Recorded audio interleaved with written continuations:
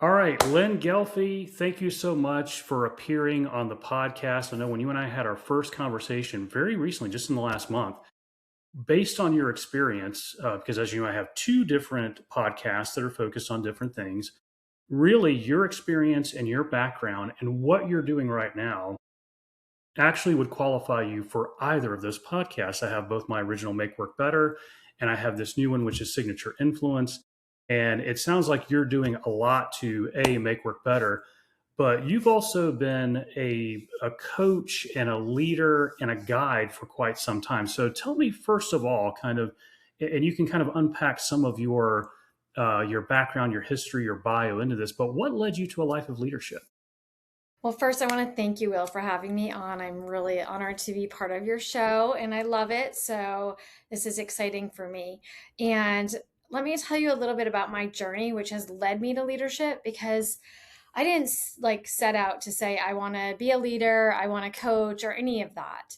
I was actually a stay at home mom of three kids, and I loved being at home. I loved going to the school functions and going to dance classes and all that good stuff. And then my husband and I separated, and I was on the brink of losing everything, my house. And in that moment, I had to make a decision. So I went back to work. I had worked before and obviously before a family. And so I was talking with my dad one day, and he's like, go to a dealership. I worked for dealerships. I've always done really well in the car business. And so I said, okay. So I found myself in 2011 walking into a very large Toyota dealership and sitting with the GM and saying, hey, I've never sold cars before, but I really love connecting with people. And I think that's what it's all about. And he just kind of looked at me. I think in those moments, he's like, okay, well, we need salespeople, and she is kind of nice. We can teach her. So he took a bet on me. And at the end of the interview, when I shook his hand, I said, I want to tell you that I'm going to be the hardest working person here. And when I'm top in sales at the end of the year, I want to be promoted to management. And so he shook my hand and he laughed. And that's kind of how it all started. And through that, I was promoted.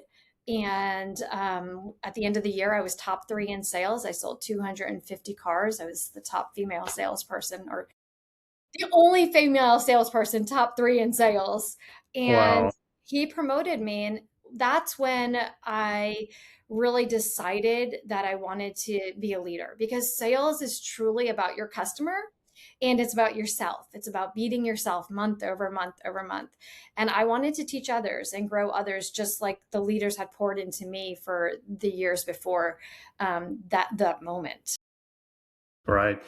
Other than the advice that your dad gave you, which is go to a dealership, was there any other piece of advice you received from someone else that helped you get unstuck in your leadership early on? Yeah, so my dad really was a pivotal force in telling me you have to jump, you have to take some sort of step. It's action, and until you take action, you're going to be stuck here. But then once I started working in the dealership, we actually had a John Maxwell mentor that came into the dealership. I was brought into the program, and she really helped me get unstuck because the things that she saw in me, I didn't see in myself. I would speak up in the meetings, and I always felt like, oh, I shouldn't have said that, or maybe I said too much, or maybe that was too emotional. And then she'd pull me aside and say, you really have an eye for this, you really have a heart for it, you need to do more. And so her investing those extra few minutes each week really led me to get unstuck. She helped me find a voice. And so did the other leaders in the organization. I was the oldest. In the car business, you have a really young group. And so all the managers were a lot younger than me. And I found that they had this energy about them. And they kind of saw things from a different perspectives, and they weren't afraid to just jump in. And so they taught me how to just close my eyes and jump. And I've kind of been doing it ever since. Wow, and we'll talk more about John Maxwell and his influence later. But I know that recently took the signature influence quiz. What is your signature influence archetype? Well, it comes back to coaching. So, and I love to coach. I love one-on-one coaching, but I am an enthusiast when it comes to training and teaching. I taught growing up through my college years and before that, and then as a young adult, I taught dance. So I was always influencing young women and men. And I loved that. And I've just taken that to the next level as an adult in training adults. But I find that coaching for me, it it gives me a feeling of I would say connection with others, obviously, and almost like an intimacy when you can sit and be quiet and ask the right questions to unstick someone the way that someone helped me. And I found it very powerful for not just the individual, but for me as well. Because whenever someone speaks, you know this, right? Whenever you ask the question and someone gives you an answer, it's always a different answer than you might have, and it makes you think as well. So you can kind of grow together, and I love that. Yeah, that makes sense. How would you say, like practically speaking, how did you go? How did you end up going from just dreaming about coaching, speaking, and training to actually doing it? Like what was the big hump that you had to get over, and how did you get over it? For years, my mentor kept on saying, sign up with John Maxwell, sign up with John Maxwell. I really want you to do more with it. And I was doing the coaching at work. Everyone was always in my office. I was the go-to. They called me the mama bear. I was the woman there. So they'd sit in my office and we'd do exactly what I do now. But then during COVID, I kind of, everyone had time during COVID. I started diving back into John Maxwell and what I had done originally in the books that I had read. And I just thought, if I got certified, then I'd have a platform to stand on and I could do this more on my own. And the idea was that I would work my way out of the auto industry and into my own segment as a coach, trainer, and speaker. So I called my mentor and said, "Hey, I'm ready to sign up under you now." And she started to laugh. She's like, "You were ready 8 years ago." And so this is great, good news. Hmm. So we signed up, and I just, I kind of took all of the advice that I had gotten over the years and I jumped in. So when I signed up and went to IMC in August, I hit the pavement. I came home, I had my first mastermind, and I just kept on going. I know some people they come out of IMC and they are like, it's like drinking from a fire hose. And I just kind of said, you know what? I'm just going to take the information that I need right now and I'm going to run with it because I didn't want to get stuck again. I didn't want it just to be a certification. I wanted to utilize it. Yeah, and remind me, what year again did you get certified? It was 2022. Yeah, so you got 4-ish years under your belt now. Okay. So what would you say of the coaching, which obviously with your signature influence type, you scored, because I have your results in front of me, you scored 50% coach, which is disproportionate. So that puts you in as a pure singular coach archetype. But then you also have 25% was, and I hope you don't mind, I'm sharing with the world what your exact signature influence quiz You're results are, fine. but 25% is speaker, and then 25% is trainer. And of course, you mentioned your love for training and teaching. So, of coaching, speaking, and training, what would you say, generally speaking, is your favorite way of helping people, of guiding people? Is it that coach, which is that sort of 50%, or would you say, well, actually, I get more enjoyment out of something else? Because obviously, with signature influence, it's partly what do you really enjoy, but it's also what you're really good at, and what you feel like you get the most impact from. So, what would you say your favorite way of guiding people is? The training and the speaking, I really kind of put together. And the reason is because I don't want to stand up in front of an audience and motivate you. I want to teach you something. I want you to leave the room and feel like I grew today from X, Y, and Z that Lynn taught me.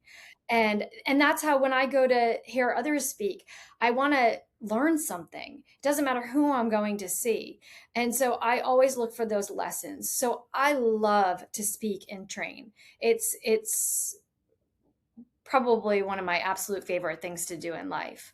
Now, do I think that during the one-on-one coaching I can be more effective and maybe give back more to someone? Yes, because you're spending time with just Will instead of Will and 200 people. But I also love speaking, and at the end of an engagement, having individuals come up to you and say, because you were vulnerable and taught this, told this, shared this, I feel X, Y, and Z. I feel better. I feel stronger. I'm ready to take a step forward. And those moments I realize are just they're so important and so precious. And the like anytime you get feedback from someone like that, you just can't wait to do it again, right? And it's not because of what you're hearing, it's because of how you made someone feel. I love that feeling of, oh gosh, I made Will feel stronger today. I made Will feel more empowered today. Yeah. You actually you're working on a book, and I think the general slated release time is going to be the fall of this year, correct? Yes. What can you tell me about the book? What do you know so far? What can you tell the audience about it? Well, the book is called No Talent Required, and it's 12 positive daily practices that build a stronger culture, trust, and performance within an organization. And so the book is set up where every single chapter has doables, lessons, questions for you to reflect on, go back to, and work from. And then on top of that, I have intertwined letters from individuals about their leaders. So, thank you letters on how they grew them, what they took away from that leader, the power of that leader. So, every chapter starts with a letter and then teaches a practice. So, the first chapter is all about attitude because it starts with having that mindset. And I love that this book is truly about others because every chapter has great leaders in it and then a teaching to go along with it. And I really hope that this book doesn't just sit on a shelf. I love the story that John tells when he like has one of his books and he's like, I go to open it on someone's bookshelf and the pages are sticking together. It's never been opened. Like, I want this to be a book that you write in, that you go back to. And so I've really put a lot of teachings in there that you can use with your team. Yeah, one of the motivating factors for me coming out with the signature influence is because I've noticed a trend or a pattern for the last really couple of decades, but I've really been dialing in and focus on it for probably the last 3 to 5 years. And that is, there are a lot of people that are ready to be set free. There are a lot of people who are currently in jobs that they took 10 years ago, maybe 15 years ago, that they're really excited about the time. And then fast forward these 10, 15 years later, they're like, is this all there is? Like, my life is becoming so monotonous. And so we've seen throughout the years terms that have been coined to describe this, whether it be called cubicle nation or, the dysfunctional workplace or what have you. But for those that are, because again, my observations have been that 35 years old to 55 years old is generally the time frame where people get serious about deciding to make the leap from being just an employee to doing something on their own. So, but there is an enemy to them being able to just do it, and that enemy is that they feel stuck. Now, there could be a myriad of reasons why they feel stuck. They feel stuck because, well, the money that they're currently getting are like golden handcuffs, and they feel like they just can't risk what they're getting now for doing something that may not have as much predictability, especially at first, especially like in that first year. And I can tell you that when I started my first company, and I actually started this company at first back in 2002. So it's 24 years ago. And that first year, I was able to collect a massive amount of $300 the entire first like 10 months that I was in business. I worked all the time. I was like, how come I'm only finding people to work with that don't pay me? Like, this is like, what's happening here? So that's, needless to say, after, 10 months of that, I got serious about finding a job, and I said, I'll just do my business on the side. And I did.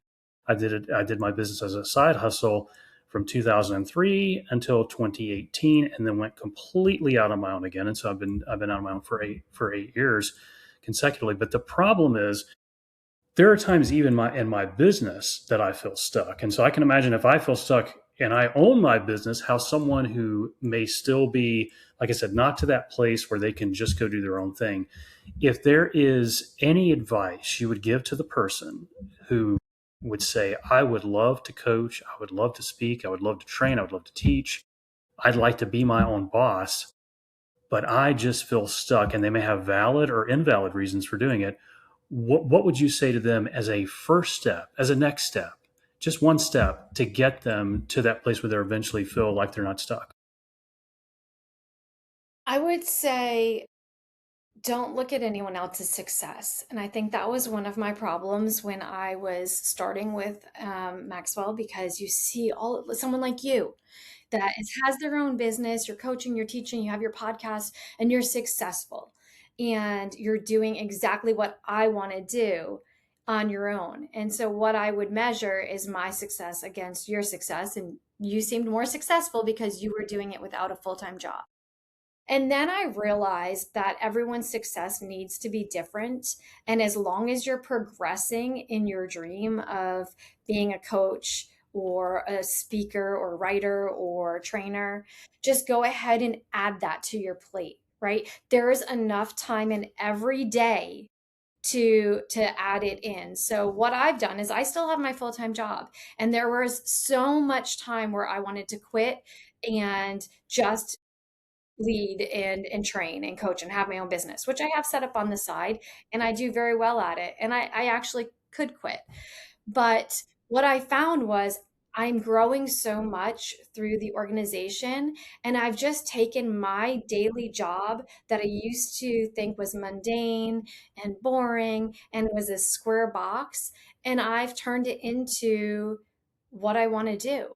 So I make sure that I get out there and I talk to the people and I coach and I train and I bring my influence into my job, and then that carries over into my coaching and training outside. So I have clients that I work with at night and on weekends, and I travel and I speak, but I'm not ready to leave my career. Now, will I be? Hopefully soon in the near future. Yeah, yeah, I probably will. But for me, it works. And I think that it's figuring out that it's not all or nothing. You can get unstuck by just changing your routine. And so many of us are like, but I don't have time. You have time. Like we all had, like, you have time. You can figure it out. Get rid of whatever you're watching on TV. Get rid of something that you do more and put in work. Mm. And it takes time. It takes you really putting in that action step. Yeah. I mean, literally, my business was my side hustle for 15 consecutive Yeah. years.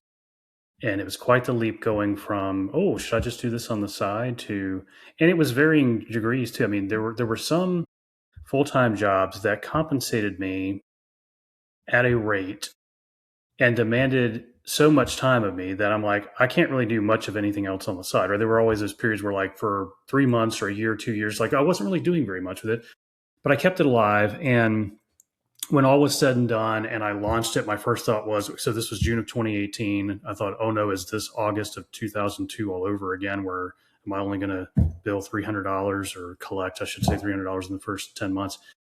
That was in the back of my head. It's like, I failed before, I'm just going to fail again. And it's really hard. I would say that that first year of really being not anyone's employee, certainly working for people, but not being anyone's employee, was really, really tough. And but there's definitely a process. And you're right. For some people, the comparison thing is a trap. I mean, because you can look It at is. someone and say, why are they getting, why are they making this much money every month for two speaking engagements, let's say, or why do they have a small group coaching program and they're charging six figures a month for it and they're getting every penny of it? Like why is that happening? And sometimes you have to kind of peel back the curtains and say, is this positioning, is this posturing, is this really the kind of success this person is having?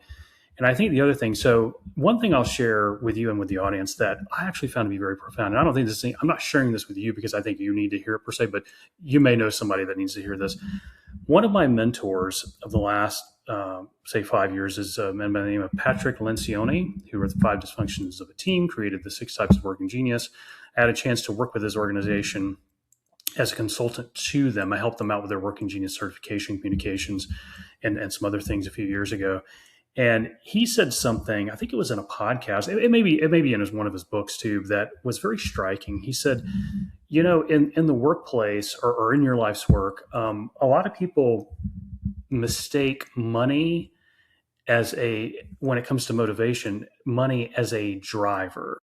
And he says, money really isn't a driver. Money is a quote satisfier. And what he means by that is, and he explains it, which is when something's a satisfier, you need or feel like you need a certain amount. And then anything over that, there is a diminishing return on. It's not like a driver where you can just never get enough. If you're doing something and it's for money, you're going to get to a point where you're like, hey, that's a pretty good amount. And you're literally not, like, someone could come to you and say, hey, you want to double that? And you're like, not really. I'm not really interested. Like, if it means you trading time or part of your character or part of your energy for it, that's the key thing. It's like, yeah, sure, everyone will say yes to money, but if you're having to trade something for it, and I can tell you, I experienced this myself. And I'm going to tell this story just because I want to ask if you have a similar story. I have a similar thing where I had an opportunity that arose during what was an incredibly busy season. I mean, I had enough to, like, I was overwhelmed with the amount that I had to do, thinking, how do I scale back what I'm doing right now? And it was kind of a situation where I was trading time for money. And an opportunity that I would have said yes in a heartbeat to 20 years ago, even 15 years ago, came up. Part of me thought, no, that's not you, man. You're 50 now. You don't do that kind of stuff. This is not you. And I thought, yeah, but you know what? I could probably do I could probably really use that money. But it was the ultimate example, and I didn't see it at the time, of trading time for money. And so while I was able to add a little bit of money to my coffers over that, 6 to 8, 12 week, I forget how long it went on forever. It went on way longer than I thought. I traded a lot more time for the money that I ended up getting. But during that time, I thought, okay, this is adding to my overwhelm. This is way too much. What was I thinking? And I did it for this money. Once I added up like all the hours I'd actually spent on it, I was like, I basically made $3 an hour on that, all the time that I put in it. Like, this was so not worth it. When it comes to, like I said, this may not apply to you, but it may apply to someone that you end up working with or that you have worked with. But have there been times that you have had opportunities pass your way in which you said, but you knew something was holding you back? Like I said, for me, the question I have to ask is this trading time for money? Because if so, it's a bad deal. But is there anything where you just said, you know what, there's an opportunity, I see it, it looks good, but and maybe you took it and it was bad, but is there anything you can kind of share with me, a practical example there? Well, yeah, in the car business, all of the time as you grow in the leadership roles, typically in real life outside of the car business, the higher you get, the less hours you work, right? You have a cushy office, you oversee people. In the car business, that's not the way. So as you grow in management, you work longer hours. So after I was in finance and went onto the sales desk, I realized I was working 12, 14-hour days. And then the leader that I have now said, do you like working those hours? I was like, no. Who likes working 14 hours a day at a dealership where your kids are at home and you're missing everything? So he said, what if you take a step back? And I'll make you a marketing director. It will allow you to do everything that you want to do outside of here, which was my leadership and raising my kids and growing. And so I had to make a decision. Do I want to be a GM someday? I had already gone to GM school. I had already put the time and effort in learning everything about the car business to be a GM. Or do I want to take a step back and follow my passion, which is truly leadership and coaching and training? And I decided to take the step back. Now, looking at it, it was the best step back ever because I was allowed the time with my kids, which obviously, if you have kids, you can't get back as they grow. And that's what's most important.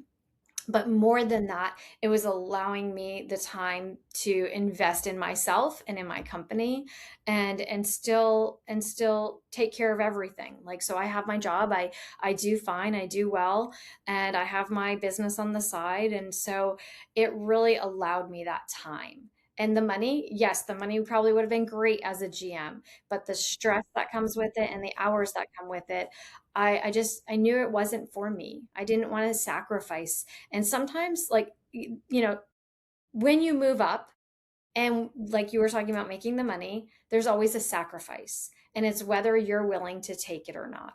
And that's it. And I Yeah. would, if right now someone said, your book's going to be published, you're going to be a world renowned speaker, you're going to travel the world and speak, will you give up your job and some time at home to be on the road? I'd be like, count me in. Yes, everybody will be fine. My husband, he'll figure it out. We'll be all Mhm. good. But it's because it's what I want. It's my passion. Yeah. No, that totally makes sense. I get it. Our speaking of kids, my youngest daughter turned 16 recently, and it's one of those things where she turned 16 in the middle of, it was a weekday and it was middle of a very busy season. I'm like, ugh. Now thankfully my wife was entertaining her for most of her birthday, took her on a big shopping trip to the big city and everything else. But it was kind of like, okay, do I take the time to get her breakfast this morning? Like, hey, here's your birthday breakfast. It's going to cost me 45 minutes out of my day to do that. Like in the morning, precious hours. Do I agree to go to the birthday dinner later because look at my plate, look at all the to-dos and all the people, and it's not just the stuff. Let's face it, when it comes to work, the things that put stress on us isn't necessarily the stuff, it's not necessarily the task, it is the people who want you to accomplish this, the people that those tasks affect. And so I just got very intentional early on. I was like, okay guys, I may be here around some today, I may not be. Daughter's turning 16, she's a rainbow baby, we're going to do dinner, do all kinds of things. So I did decide to do that, and I'm the kind of person who has a really hard time during seasons of overwhelm and busyness to be really present. Like if it's like, hey, we're going to have a big dinner and have everybody that's in town at the all you can eat sushi buffet, rather than me going there and really letting myself enjoy it, I'm just going to stew and think about all the things that are like that's typically what I do. Like whether I don't intend to do that, I just end up doing that. And so for hours leading up till to dinner the other night for our daughter's 16th birthday dinner, I literally said to myself, I am not going to feel guilty about being here. I'm not going to think about all the things that have not been done. I'm not going to think about all the other people that I'm letting down, because all those other people were not there 17 years ago when my wife had two consecutive miscarriages. They were not there when our daughter was born one day after her due date and was 9 pounds and 13 ounces, right? I mean, they were not, my wife had to give birth to a 9 pounds. So they weren't there when that happened. So I think sometimes that we oftentimes like to talk about balance or what have you. And I think like you just hit the nail on the head. There are seasons of your life in which it makes sense to step back, do something different because you have young kids at home or kids that really need you. And then there are times when that gets to be less and less the case. And you're like, I can travel more, I can do business. And you're right. And I've noticed this too with my wife and I, that the older that we get, when we first got married, we're like, oh, we were apart for 20 minutes, the world's coming to an end. Now it's like, hey dear, I think I'm going to go on a 3-day trip just to give you some rest for me because I'm probably like getting on your last nerve. It's like it's a different thing now. It's like you understand you get to be a little bit more independent, and that does drive some of those decisions. John Maxwell basically tells leaders, he says, leadership is not about you, it's about the people that you're serving. And I'm curious, for the people that you've served with your leadership, with your coaching, is there a favorite experience that you've had that has where you've poured into someone where you've seen some transformation take place? And just tell us a little bit about that. I mean, there are so many. I'm so incredibly proud of so many people that I've coached and come into contact with and helped through different seasons of their lives. I would say there's a couple. There's one woman who did all of my masterminds from my very first mastermind in 2022 when I just sent a flyer out blind and started a group to she's still in them now.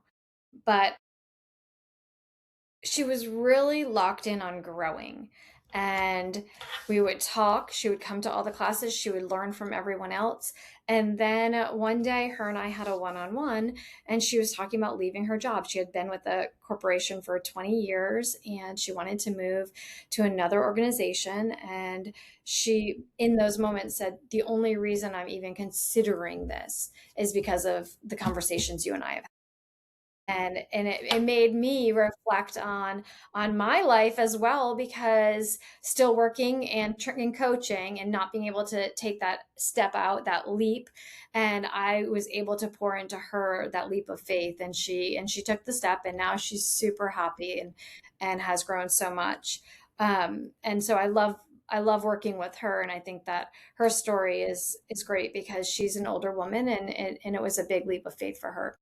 Another one that I really love is when I started in the car business in my first management promotion, I ran a BDC, a call center. And so I had a very narrow, you picture like this one door, no windows, narrow room that you can have to walk sideways down to, it's probably not fire code at the time, to, to get down the end. And there's like 17 girls. We're all lining the walls. And I had one. She was 18 years old and first job, didn't drive at night, like just green, just totally Mm. new to the world. And I coached her and trained her and mentored her, and she grew from her position to a BDC manager. Now she's the director of a very large dealership's call center and marketing team. Wow. And she has developed into such a wonderful leader. And I've just watched her flourish over the years. And that's been wonderful because she's grown leaders, right? So she's been multiplying, and that's been wonderful to see. That is awesome. I love hearing stories like that because, again, our leadership at the end of the day, the only way that we can multiply and reproduce is through other people and those that we pour into. So I love that. You've obviously talked about your book that's coming out in the fall, and obviously that I think is going to have a huge impact. For the people that are interested in working with you as a coach or perhaps as a trainer, how do they find you online? Well, I'm on LinkedIn, of course. I do have a website. So my company name is Soleil Leadership, and maybe we can put that somewhere for as a link. So www.soleilleadership.com. And I have lots of different coaching classes on there, training sessions, speaking times. You can go ahead and send in a contact me, and I'll respond. I'm on Facebook, Instagram, kind of all those social platforms you can tackle me on, Lynne Ghelfi. And I in my when my book comes out, I'll have links and in all of those as well. So every chapter will have a link that will have doables online that you can download and work from. Wow. And you said the name of the book, title of the book, Talent Not No talent Required. required. No No talent talent required. required. Okay. Yep. Got it. Or we'll put that title in the show notes as well. So, Lynn, thanks so much. This has been a pleasure to get to talk to you and to hear your story and to hear about your impact that you're having right now. So, thanks so much for showing up and giving our audience a little bit of insight into what it is that you do and how you do it. We really appreciate it. Thank you, Will. Thanks so much.